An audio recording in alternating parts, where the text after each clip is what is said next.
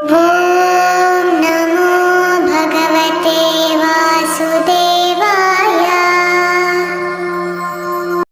स्कंद जी बोले कि हे ऋषियों, नारद जी के चले जाने पर सब वृद्ध द्विज ऋत्विज पुरोहित वर्ग को बुलाकर पुण्यतिथि में राजा अश्वपति ने राजा ध्युमतसेन के आश्रम में जाने के लिए यात्रा की। हे नृप, राजा अश्वपति ने राजा ध्युमतसेन के आश्रम मेधान्य में जाकर शाल वृक्ष के सहारे बैठे हुए महात्मा ध्युमतसेन को देखा। कुशा के आसन पर स्थित नेत्रहीन राजा को देखकर अश्वपति ने राजर्षि ध्युमतसेन का यथाविधि पूजन किया और नियमित वचनों से अपना मंतव्य निवेदन किया और कुशासन बैठने के लिए दिया।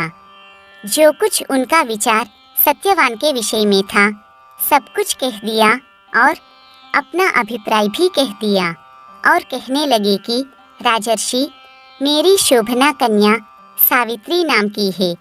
हे धर्मज्ञ, आप उसको अपनी पुत्रवधू के रूप में ग्रहण करें।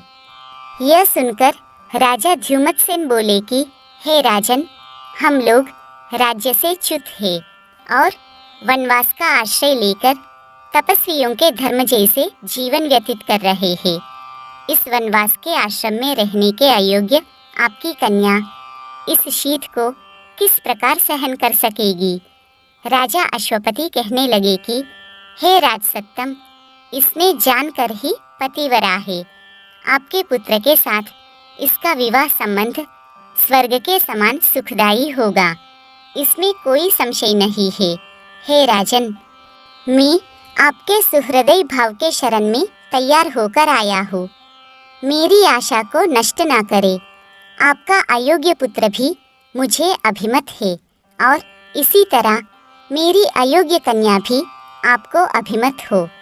आप मेरी कन्या को अपनी पुत्रवधू बनाने के निमित्त और आपका पुत्र उसको भार्या बनाने के निमित्त ग्रहण करे।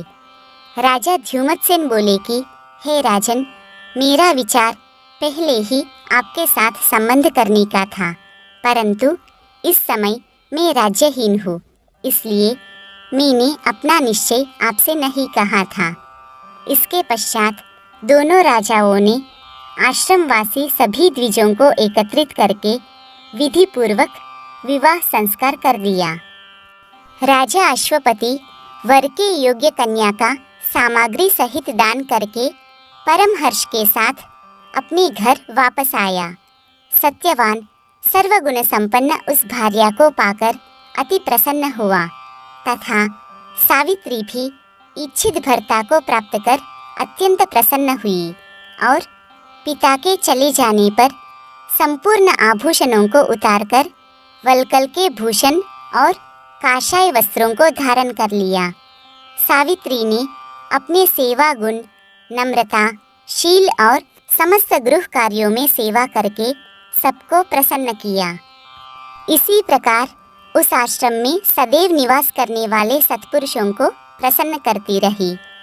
राजर्षि सत्यवान भी ऐसी पतिव्रता स्त्री को पाकर अत्यंत प्रसन्न हुआ, परंतु सावित्री के मन में शयन, गमन आदि सभी समय में दिन रात देवर्षि नारद की बात बनी रहती थी, परंतु वे दोनों ही उस वन के एक भाग में इंद्राणी के सहित इंद्र के समान आनंद करते थे।